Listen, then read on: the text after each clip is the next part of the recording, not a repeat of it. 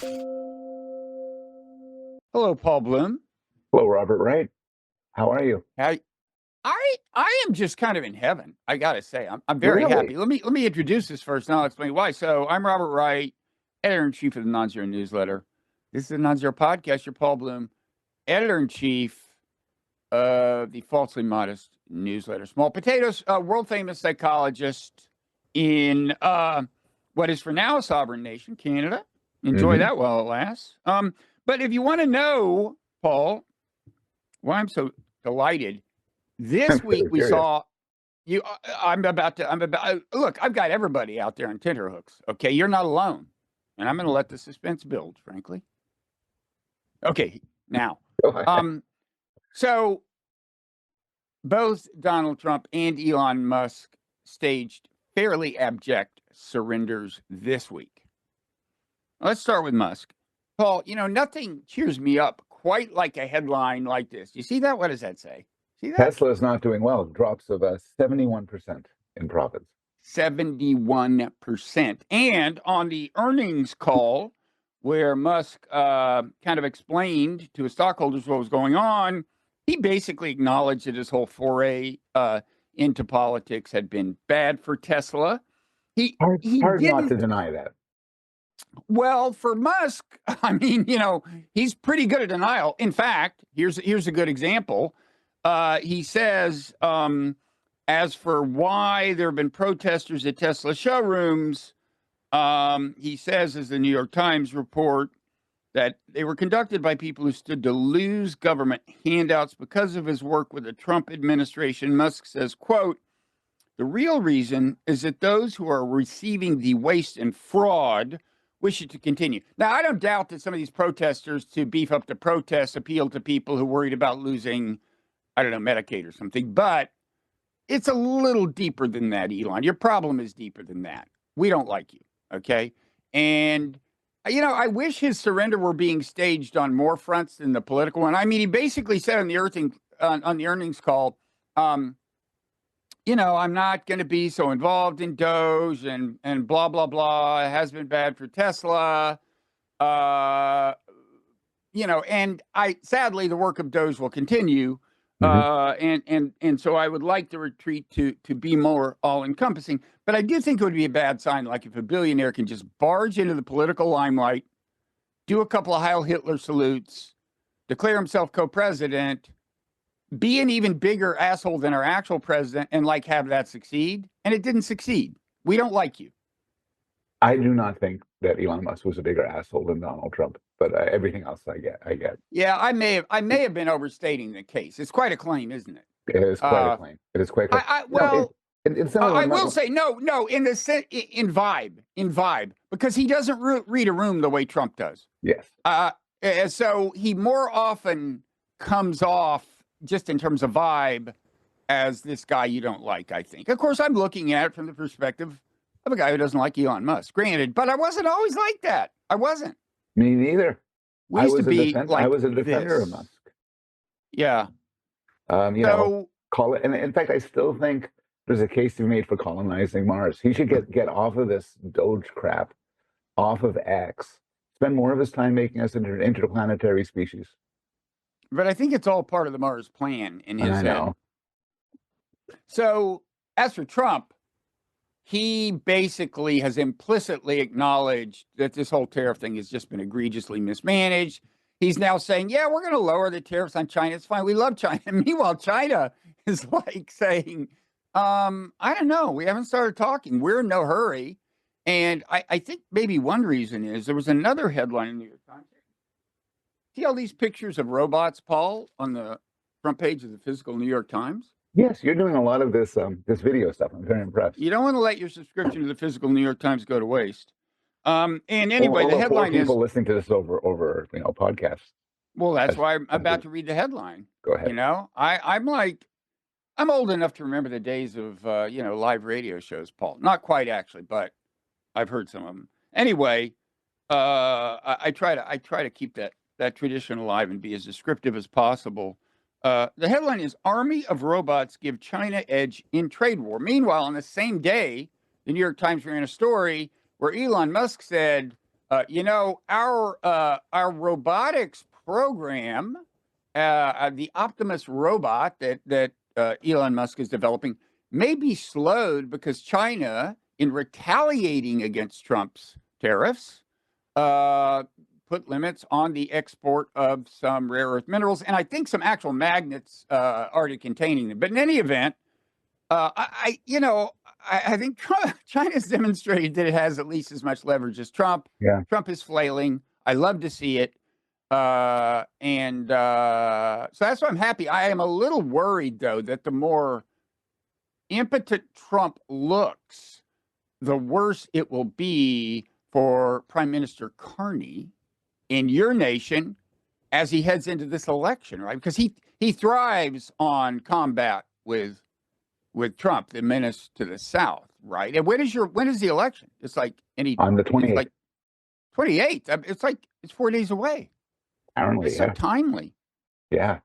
I was reading CBC News this morning, as one does, Canadian, and apparently Trump did make some more remarks about Canada. He repeated his 51st state thing. He said Did he? Yes, he said he might well sanction us with further bigger and better tariffs. He said we don't need Canada's cars, we don't need Canada's oil. He said he wasn't going to get involved in the election, but he said he had some excellent conversations with our new Prime Minister, Mark Carney. And I'm not sure what sort of sweet. If you want to emphasize that thing, fine. I'm not even sure that's smart. I mean, none of this makes sense. If there is this international league of aspiring authoritarians, and in some cases authoritarians, that Trump seems to belong to, and he seems to want to nurture that and put more of them in power. Why would it be so stupid as to heighten the tension with Canada on the eve of this election when, in theory, I mean, not that your conservative candidate is an authoritarian, but he's more Trumpist than the liberal, right? Why isn't Trump helping him?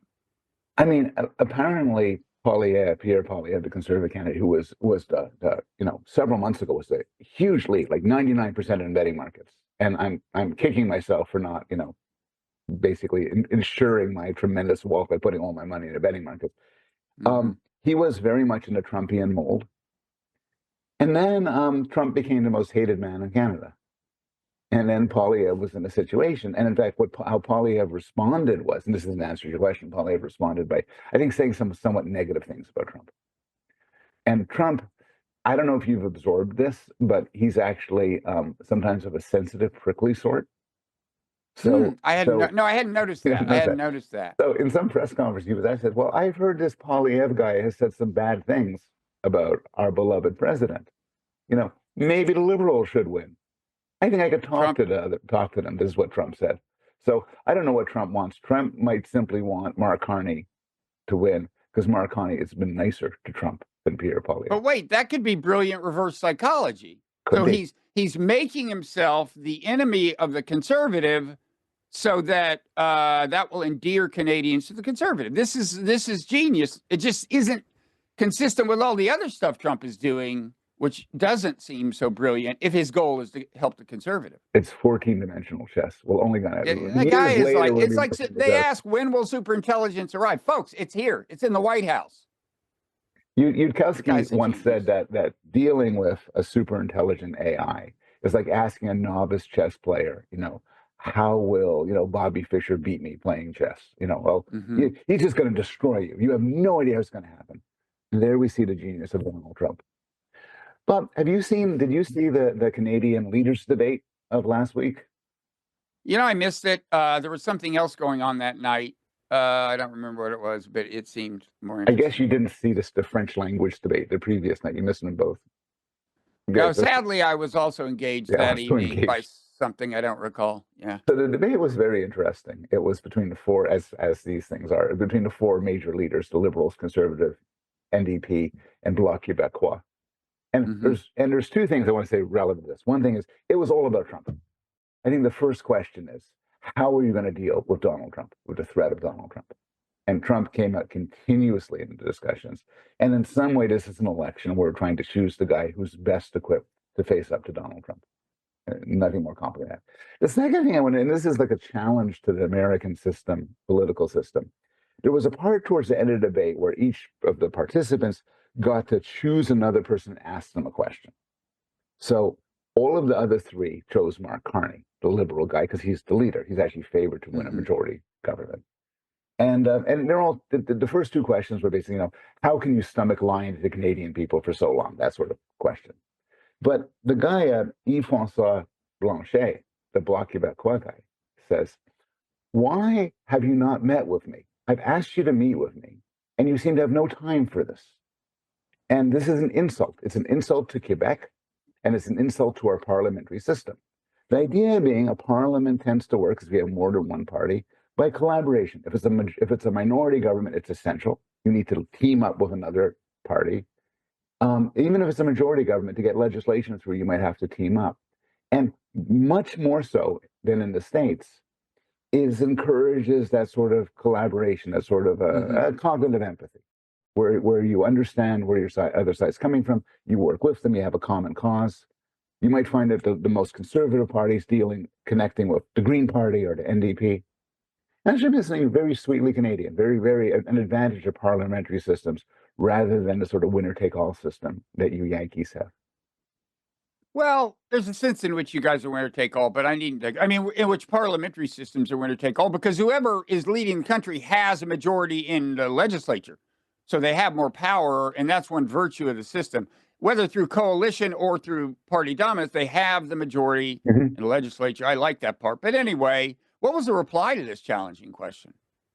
Oh, it was Carney. You, I don't have time. I don't have time for frogs, kind of thing. I don't give a shit about Quebec. No, I don't think Carney was going to go that route. Carney's been actually Quebec's been very hard hit by the tariffs, and so Carney said expressed his tremendous support for Quebec and the Quebec government. The Bloc Québécois is an interesting institution which has no analogy anywhere in the States or most anywhere, where they only run. It's Is it a separatist party? I actually don't know. I don't know if they're. I don't know. I know that they have separatist sympathies. I don't know if I don't think right now their goal is separatism, but they only run in Quebec. So the Bloc Québécois, in principle, cannot win the government, but they can play an important role and be in a minority government. Well, and so they are neither liberal nor conservative. They're their own thing. They're their own thing, and they might be willing to partner with either as part of a majority coalition. Yeah. There's another thing, and it's actually interesting where, the conservatives are conservative, and some of the same, like Pierre Poilievre is against DEI, wants to shut down DEI in favor of crypto, wants to lower taxes, conservative guy. Mark Carney's more of a liberal guy. The NDP is more liberal than they are, wants to increase unemployment insurance, wants to have all post-secondary education free. But the Bloc Québécois they care about Quebec. They're a regional party, which is their politics are probably pretty liberal, but they just care about Quebec. And so it's an unusual dynamic. Yeah, the secession movement was stronger there at a time. I wrote a column for the New Republic like decades ago called Microturfs. There was then this novel called Microsurfs that was popular. And it was about how information technology can actually help divide into tribes, because that was when like cable TV had I think created more like language specific TV in various places, including Quebec. This was before the internet, which of course in some ways deepened the trend. But so I have a question and a prediction. The question is, when people vote, are they actually literally voting for Carney if they don't live in his district, or they're technically voting for the local candidate who belongs to his party? And then if the party wins, he wins. That's right. So I guess the polling then is a little more challenging. I'll tell you what my prediction was going to be. My prediction was going to be, if he's not up by at least 3 points in the polls, he's going to lose, because I think, in America, Trump voters for a while were less willing to say to pollsters that they're voting for Trump, apparently. So there was this undercounting of. I would think that right now, as strong as the nationalist sentiment against Trump is, and to some extent, therefore, against his conservative counterpart, that people might be reluctant to say that they're voting for. But in any event, that's complicated by the fact that isn't strictly speaking the polling question anyway. That's right. That's right. That's right. So it's 343 polling questions, and then you just do the math. Yeah. Okay. So kind of never mind. So that problem doesn't afflict polling in Canada, I guess, quite in the same way. I mean, you know, when I vote, I don't even know the MP in my neighborhood. I see. I'm going to vote for the leader I think is best, which is Mark Carney. So you vote for the party? I wouldn't. I'm going to vote liberal. I mean, just yeah. I'm not crazy. I'm not going to vote for NDP or Green, but I'm not going to vote for the Conservative. Look, and that's probably the way pollsters ask the question, right? Yeah. I mean, for a while, Poilievre was very appealing in certain ways. And like a lot of Canadians, I had serious fatigue about Trudeau. But one reason why, your analysis makes sense, but a couple reasons go against it. One reason is all of the focus was on Trudeau. And maybe people didn't like Trudeau, but be uncomfortable saying so. But now you got a new guy, Carney. And then the second thing is, Carney is in some ways very conservative. He's a banker. It's very boring watching him talk. He talks slowly and thoughtfully. He has no charisma. He has no energy. And it's very appealing in a Canadian sort of way. And he stole many of the Conservatives' ideas. The Conservatives have been pushing to remove an unpopular carbon tax. He removed it. And so, Conservatives, Pierre Poilievre's kind of pissed off at that, made a few remarks about you're stealing our best ideas. But, so he's a very conservative, liberal guy. And none of this election, I think, has turns on social issues. There weren't questions of, well, what's their definition of a woman? What do you think of trans people? And it's none of that bullshit. It's all like, what are you going to do about tariffs? Okay. So it's a vibe election, as we see. We should make this podcast all Canadian all the time. I think that would do wonders for our ratings. But no, this week is the week when, like I said last week, man, I've got the market cornered on Canadian psychologists in the podcast world. And at a time like this, whoa, you hit the jackpot because Canada's suddenly in the news. We're about to conquer it. And plus, you're having this election. Many have called this the Canadian century. How many? And where do they live? I have called it the Canadian century at times. Now, you know where I think that came from? Was it Henry Luce who called the 20th century the American century? I think so. And it was not wrong. Alex Gibney did a documentary decades ago on public TV called The Pacific Century, I think, about the rise of kind of Asia as a force. And I guess he was talking about this century, in other words. But the thing aired in the late 20th. Oh, well. So where do we go from here, Paul? You've written a lot of topics. Yeah, your falsely modest newsletter, Small Potatoes, has been full of provocative things. One of them was on evil. One of them was on, and I could connect this thing that Musk said to that, but also, you had one AI love. Yeah, and also, I'm going to talk a bit just about embryo selection because I had one called. Oh, yeah, I was going to say let's talk about that. By the way, did you see that? One of the things Trump did. There's a woman who came through customs in the U.S. I mean, among the immigrants who I guess have run afoul of Trump is this woman who came in with frog embryos and failed to declare them. I mean, I would declare. I declare like apples, oranges. I fill those, So I definitely alcohol, liquor, frog embryos. Well, this comes under I would think this probably comes under the agricultural rubric, the one that makes you declare any fruits or vegetables or animals. I think. I guess so. But it's an interesting metaphysical question where frog embryos fit. Anyway, why was she carrying frog embryos?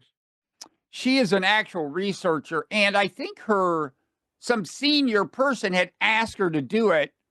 And I believe maybe she had even at the last minute texted, should I declare these or what? So it was for legitimate research. It wasn't part of I mean, I'm sure there are terrorist plots to spawn mutant frogs in the U.S. and I worry about that, but this was not that. So what happened to her? I haven't checked up. And I don't know if she was in a category that would make Trump want the excuse to deport her. I don't know how this is playing out. Like, I don't know if she's Muslim or something, but We may have spoken about this before, but I don't know how much of a big news story this is from an American perspective, but from a Canadian perspective, and I think a foreign perspective, just more generally, that what's been happening at the U.S. border is terrifying people. Just these stories of people who come in and they're Muslim, they're dark skinned, maybe they had posts that were critical of Trump, maybe their visas are simply complicated. Like they had a temporary visa in the States to work there, then they moved before everything all legal but complicated, and then there's awful stuff happening. I mean, not to say yeah. sent to El Salvador, but put in cells and so on. And I think statistically these are very infrequent. One in 100,000, maybe one in I don't know, 1 in a million. A lot of people cross these borders, but they're very salient, and I know a lot of people who are just don't want to cross the U.S. into U.S. border. And I bet from Trump's point of view, that's fine. That's an intended. Well, the part of it that will get his attention is it hurting the tourist industry. He's responsive to commercial. I mean, the reason he's retreating on tariffs is because of, partly the stock market, but I think in particular the bond market. Interest rates were doing a weirder thing than stocks were doing in a way, treasury rates. And that means it's like, because we are so in debt as a government, that means it's going to cost us more to run the government. And it was just like aberrant. It was a weird pattern that suggested we were starting to be thought of as like not a developed nation almost. And so Trump, it's James Carville, I think, who said if he could be reincarnated, he'd want to be reincarnated as the bond market, because then you can intimidate everyone. And politicians do pay attention to it. But anyway, the commercial blowback gets his attention. But you're right.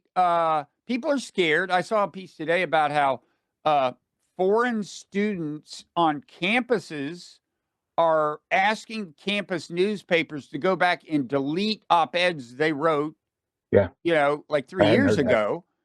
And meanwhile, this has spread beyond immigrants. The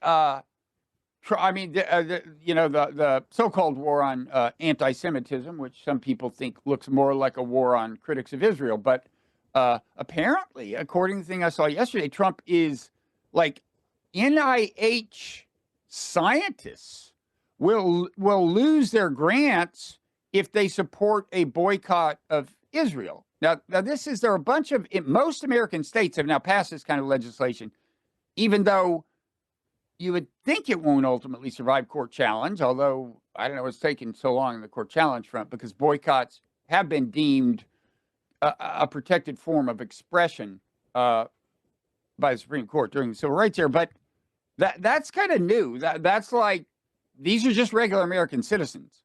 And of course, it has been done at the state level, but this is a federal government policing speech, in effect. You're not allowed to say, I support a boycott. You are allowed to say you support a boycott of America or Canada still. You'll be happy to know. But so I don't know. And there's this terror, ripping through the land about entering the states, about speaking out on Israel, speaking on other controversies. And on the one hand, I think it's what Trump wants. I mean, Trump wants people to be afraid before they speak in certain ways. Maybe he doesn't. Maybe he wants to have a sort of committed estrangement from other countries of the world. But he doesn't want businesses to collapse. He's not irrational in that sense. And so, and this is going to hurt. I imagine it's going to hurt the terrorist business in the States. Yeah. I had an Indian political scientist on my podcast this week who ran afoul of Modi and because he was critical of Modi, Prime Minister Modi. And he wound up resigning first as an administrator at the university, and then he just left the university. And, he said the way it works is they don't have to punish that many people to send the message that inhibits speech, Modi, Trump, whoever. Yep. I think it's going to be more at this rate. It's just business as usual in the States, where academics are punished, lawyers are punished. And, and I think it's a disgrace how many law firms have folded Trump. Really, in in promising, oh, we'll give you tons of money for your causes. We will not represent your enemies. Yeah. And not good, man. It's a collective action problem. But it could be good for Canada. I mean, really, some professors have already left. Not like high commercial value professors like AI people or molecular biologists, as far as I know. But you've got Timothy Snyder now. Congratulations, Timothy Snyder. I was just yes, he was. He's now in Toronto. Jason Stanley, the Yale philosopher. Congratulations. I got to say, if I had to pick a couple that I'd be willing to let go, they might be at the top of my list. I don't know that much about Jason Stanley, but he just seems, I don't know. What is his shtick? What is he famous for? He does both political stuff. He wrote super critical of Trump and viewing this as a fascist movement. Well, Snyder is too, needless to say. And Snyder's too very much. But also Jason's done some more technical stuff on philosophy and pragmatics and communication. And are these guys at your? They're not at your college, are they? At U of T? They are now both at U of T. Really? They're your colleagues. Congratulations! I take back everything I said about both of them. I think they're fine Canadians. We are as a university. In fact, this is one of the things that Carney, the Labour Party's promise, was to use the federal government to devote some amount of money, not very much, like $100 million, to poach Americans. And U of T is actually, I don't want to divulge too much, but my department itself may be involved in sort of seeking out high-profile, brilliant American psychologists and just kind of pulling them over the border. Maybe in overtime you'll give us just a little clue. That paid subscribers. Some people you may know. Privy to. And U of T is already like an AI magnet by virtue of having Jeffrey Hinton there. Another esteemed colleague of yours. Yes. So, yeah, it's a nice and by the way, Chinese scientists and maybe to some extent Chinese Americans, I don't know, feel under threat. Some of them, and there's a lot of them in AI, so you guys could really clean up. Yeah, that's the hope. And Toronto is one of the great cities, or Vancouver is another places making moves, and it's these are good places to settle in. House prices are a bit high, but otherwise winters are rough. Otherwise, very nice. So, did you notice how I thwarted your attempt to turn us to like a non-political target with that frog embryo segue that got us off on this thing when you wanted to talk about embryo selection? I know the thing is you used to be very down on Canada, but I think, and maybe it's me, maybe it's events, but now you're very pro Canada. You're starting to see I've always been pro. I love that the Canadian people are fine people. They are fine people. And they skate to where the puck is going rather than where it is. That's my favorite thing about that. That is true of Canada. And also, I always skate to where it is, and it just it doesn't work. Our motto, the motto as a country now seems to be elbows up, which is a fighting. All right, all right. See, Trump is really what the Canadians needed. Because, I mean, I don't want to say there was a deficiency before Trump, but you know what I mean. You were a little on the excessively nice side. Do you remember those days? I do remember those days, and also Quebec, which has no love for Canada traditionally. This is the standard, aliens attack and all the countries of the world get together. Totally. Well, an alien has attacked Canada, and the provinces, which are very disparate in their interests, have combined to be together against a common enemy. And it's an alien superintelligence, as we said. So as long as he doesn't actually come and kill us all or destroy our economy, this could be a plus. Someday you're going to thank Donald Trump for stiffening the Canadian spine, Paul. Somebody had to do it. Mm-hmm. So embryos. I wrote a piece where I talked about a New York Times article on embryo selection, and this may be a moral blind spot here, and if it is, I think it is. I read your piece. I think it is a moral blind spot. Good. I want to hear you. So in my piece, I talked about what a bioethicist was saying, and I disagreed with it. But here's the gist. Embryo selection is when you look at embryos, you have to, in the course of IVF, you have to implant some and not others. So you typically just do it random. But instead of doing it random, you test them. And this is currently done because you want to not implant ones which have, cystic fibrosis or Down syndrome, whatever. You just do basic, serious chromosomal abnormalities.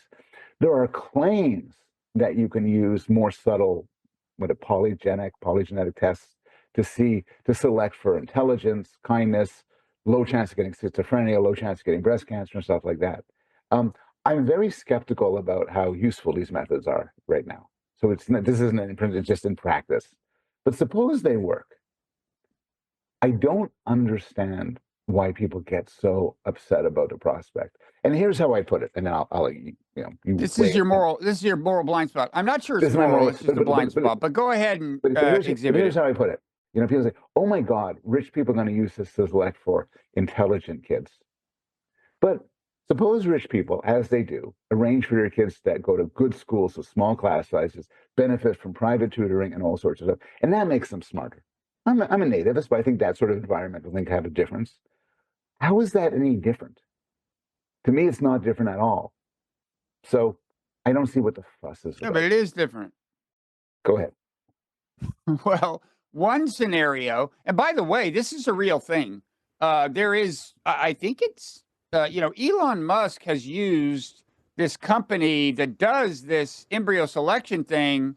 And apparently, although they don't do it in their public advertising, they do spread the word that they know how to do things that will increase the chances that your child has a high IQ. Now, like you, I don't know whether that's true, but I'll bet you Musk is willing to give it a shot. He's known for doing experiments on a large scale and then seeing which part doesn't work. If the doge is people, you just kind of yeah, no, wipe I think he's really done this. But the answer to your question is, one of these things, the actual genetic selection, could lead to a future in which you have a clearly genetically stratified society, eventually, even to the point of it looking like two different species. And so the ruling class is this, intellectually and physically stronger species that rules over the other. Whereas private schools, and I'm not wild. I'm also not wild about disparities in education between economic classes, but they are less. There are less horrifying scenarios they can lead to, and these are like qualitatively different things. It seems to me. So now you can argue it either way, because I mean, well, it's a very challenging issue, not just morally, but in terms of regulatory questions. But it does seem to me people aren't confused in seeing a clear distinction and saying, no, I'm okay with one, but I'm not okay with the other. And the reason why the difference would be because the genetic thing is in some sense long lasting. It goes on to the next generation. Yeah. And well, not only that, but it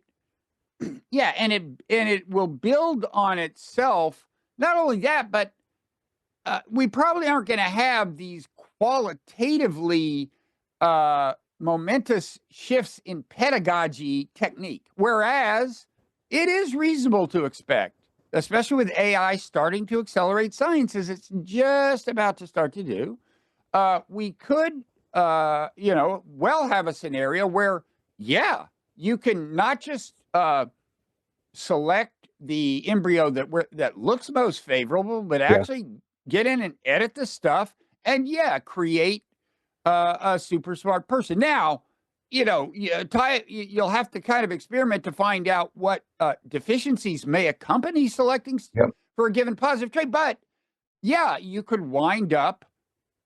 It's not a joke to say you could wind up with what looks like a distinct like subspecies or something, and that is ruling the other species. Yeah. My moral blind spot, if it's a moral blind spot, extends to the sort of selection stuff that we're doing now. So you get a dozen embryos and you choose the one that's less likely to get schizophrenia, that's more likely to be smart, maybe tall, cheerful. I'm not entirely on board to creating a super race of humans, which are 10 feet tall, tremendous intelligence, unbearable strength, and they live for 500 years. Paul is, quote, not entirely on board. Okay, just one. Well, it actually depends on the trait. So if it turns out rich people have a way genetically to make sure their kids don't get schizophrenia or dementia or brain cancer, I'm enough of a utilitarian to say, well, it would be nice if everybody could do it, but Yeah. I'm not going to But see, begrudge your, you know, you probably have so many paid subscribers. Your right to generate offspring that don't get schizophrenia just because I don't have the capacity to do so. It's a but better see, world. another distinction these people are making that you're not making, and this is it's a fuzzier distinction than it may sound like, but it's not totally without merit, is between preventing deficiencies and enhancing. Okay. Yeah. So they would say, look, there's a difference between preventing cancer Hmm. or even preventing Down syndrome and Yep. somebody who would have had a kid with an IQ of 130 having one with one of 160. Yeah. That's qualitatively, and it's not that hard to make the distinction between preventing your kid from being way below average in some respect, Yeah. as you deem. Of course, I'm all for whatever neurodiversity and whatever. I'm not making judgments about people with Down syndrome or anything, but a lot of parents would say they'd Yeah. rather not have a child whose IQ is well below average, and so, and there is a fairly clear difference. Now, of course, if It's not that if clear. Right? what? It's not Well, that clear. I mean, if the average IQ turns out to be 120 at a certain point right. within a community, No, then if each generation you shave off the yeah, bottom 10%, slowly the average yeah, rises. That's yeah. true. But I the average, well, anyway, I don't think these people are crazy to make the two distinctions I've made between a genetically stratified future and some kind of culturally stratified future. And let's face it, we have a culturally we're living in stratified a present culturally to some extent. stratified future. Uh, but I don't think that's a crazy distinction. And I don't think the one I've just outlined is a crazy distinction. Most distinctions become a little elusive when you try to pin them down, but that doesn't mean they're without intellectual merit.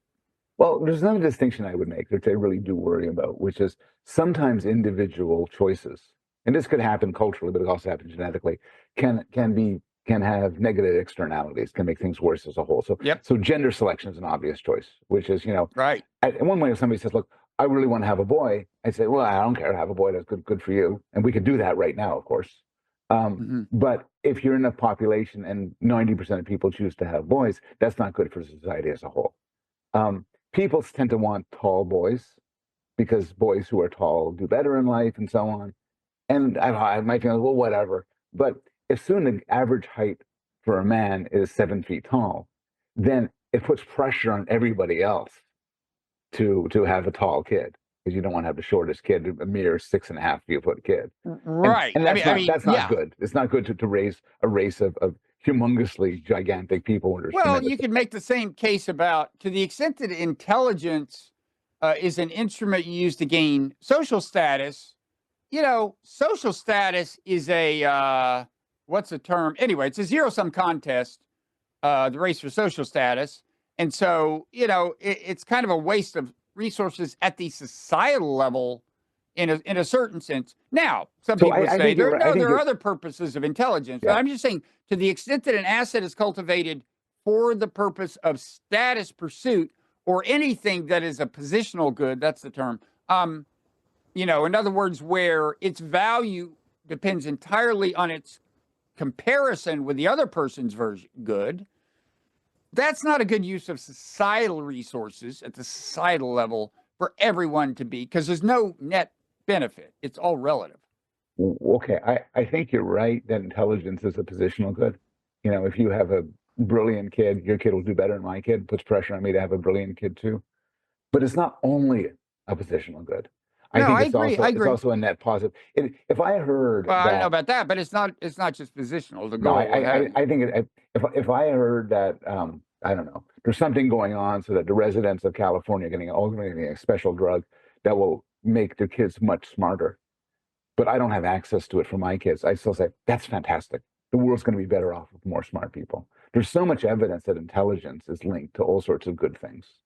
More self-control, more kindness, more compassion for people. And Well, simply being smart is good because the world we are faced with difficult problems, and it's better to be smart than to be less smart. I mean, I think some of those I think it's hard to control your variables with some of those correlations. I mean, Maybe, but if wouldn't you want? But wouldn't you want a world like if it's purely a positional good, then Mhm. making everybody in the world smart means nothing. There's equally kicking up everybody's IQ by 20 points, way to put it, means nothing. We're all in the Now, same position relative to each other. increasing average IQ, I would hit that button right away. that would not be my priority at all. Really? You know who's really smart? Elon Musk. That's great. Yeah. That's great. He's doing a fucking world of good. Not every You smart know, person does good in the world. no, and all these smart people in Silicon Valley right now are not all of them, but many of them are like probably accelerating technological advance at a rate that will prove deeply problematic. That's my view with the AI revolution. And most of them are now recommending, for reasons I don't completely understand, that we antagonize China as deeply as, well, not as deeply as possible, but they are China hawks. And this combination, rapid AI evolution and like deep hostility between the US and China, folks, I guarantee you, it's the simplest recipe for ruining the whole planet, including you and your offspring. And these are all, and these are super smart people. And neither you know, one of us is smart enough to see the upside. Actually, you know, that's not my view. I didn't think so. I mean, look, I've heard you talk about policy, foreign policy, domestic policy, and basically one way of putting your view is we should be smarter. We should be less visceral, less. No, it's not a question of intelligence. That's my point. These people are intelligent. The cognitive empathy that you so adore. That's it. And that's what we should be. Too, is nothing but a form of intelligence. It is very I don't think so. It's very cognitively hard to take the point of view of another person. Okay, but Paul, you know, we should go into overtime. I mean, this is getting heated. It could get ugly. So I remember from a month ago, I said something which I do regret. So I was it in overtime? The dog reference? Oh, when you compared me to a visually impaired dog, that I barely remember it. You know, I don't. It's not like I harbor grievances. I'm not the kind. So I'm glad you reminded me. I had forgotten you called me a visually impaired dog. I did, but there was a context for it where it's not as bad as it sounds. Yeah. Before we go into overtime, by the way, the last overtime, you regular viewers will remember, we talked about this right before, Bob had a prediction about White Lotus. In this overtime, we will discuss the prediction and talk about how well it has fared. There's controversy over this. Paul thinks that the prediction was flatly false. And I just think that is way too simple a view. And frankly, not a very sophisticated one, Paul. I mean, I'm sorry. I didn't mean to say that, but that's okay. It's a really dumb thing for you to say. So anyway, yeah, overtime. So if you're a paid subscriber, either Small Potatoes or the Non-Zero newsletter. And by the way, only one of those is falsely modest. One is actually. I wish I had a brand like Non-Zero. Yeah, no, that's the actual modest one. No, I get it. Because like not zero, that's the most self-esteem we can muster. It's like, well, we're not quite zero, but pretty close. That's true modesty. Where Small Potatoes is like, oh gosh, I'm just this famous psychologist. Yeah, it does have a false modest tone to it. Although the story, the name has an origin story. You can go to the first Substack I wrote. Now you mean the theft from the rabbi story, or is this different? It's different from the theft from the rabbi story. You know, I like the fact that reference drives you genuinely crazy. Like that's your thing. You call me a visually impaired dog. That is what I should retaliate with. Is the really checkered past of your newsletter with respect to intellectual property, if you know what I'm saying. It's not intellectual property. It's stealing from a rabbi. I was raised conservative. Stealing intellectual property from a rabbi. Anyway, you caught me in the middle of saying something nice about you, which is the non-zero. Non-zero has this ringing tone, and it has actually a rather masculine tone to it. So I can imagine an action movie being called Non-Zero. I like that voice. You should do trailer voices. That was good. In a world where only one newsletter can survive, This time it's Small positive Potatoes sum. bites the dust. There we go.